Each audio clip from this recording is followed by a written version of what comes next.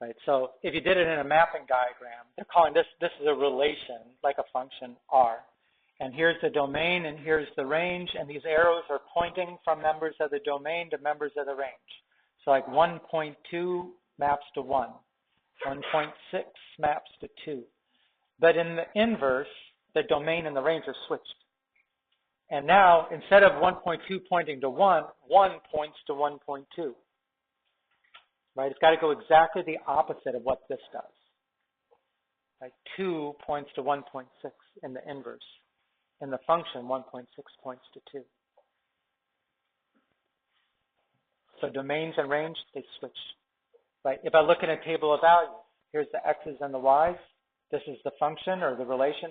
Here's the inverse. Right? What's the difference between the two?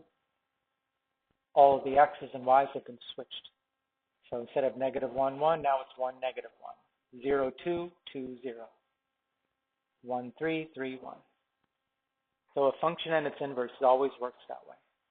1, 4, 4, 1.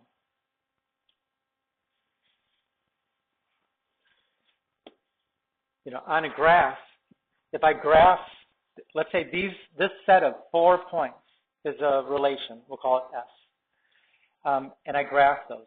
If I just switch the coordinates of those points and plot those points, that's what they're doing here.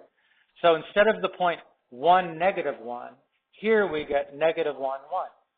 Right? So that point goes to here. And instead of the point 2, 0, now we get 0, 2. That's from here to here. So here's 3, 1. Here's 1, 3. Here's 4, 1. Here's 1, 4. So these 4 points are the inverse. This is the function.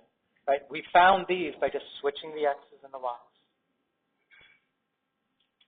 Right? This is a graph of just those 4 points.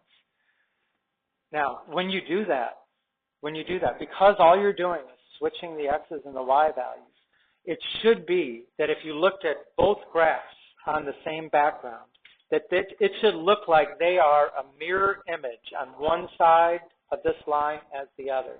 And this line right here is the line y equals x. Right? That's the point 1, 1, 2, 2, 3, 3, 4, 4. Because what would have happened if we had a point like that right on that line?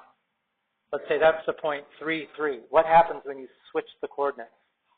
It's the same point, right? So everything on this line would stay the same, but if it's here, it flips it like a mirror image. This is a line of symmetry right there. And it should look exactly the same there as it does there. That was one of those objectives on the first slide. We should understand that inverses, a function and its inverse are symmetric with respect to the line y equals x.